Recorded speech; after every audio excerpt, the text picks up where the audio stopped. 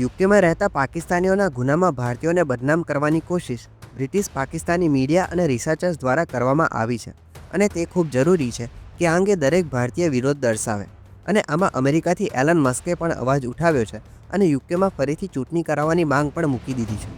વાત કંઈક એમ છે કે યુકેમાં વર્ષોથી આવા બનાવ બની રહ્યા છે જેમાં યુકેમાં રહેતી બાળકીઓ સાથે શારીરિક સતામણી, હત્યા અને ગેંગરેપ જેવી ઘટનાઓ બની રહી છે, જેમાં 11 વર્ષની બાળકી પણ આનો ભોગ બની છે. અને તે અંગે મોટાભાગે કોઈ સમાચાર નથી છપાતા અને આરોપીઓ વિરુદ્ધ પણ કોઈ પગલાં લેવામાં નથી આવતા.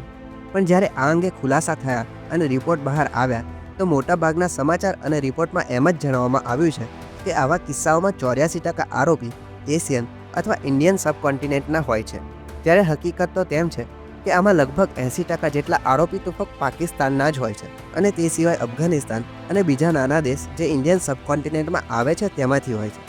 આવા કિસ્સામાં ભારતીયોનું નામ ક્યારેય આવ્યું જ નથી.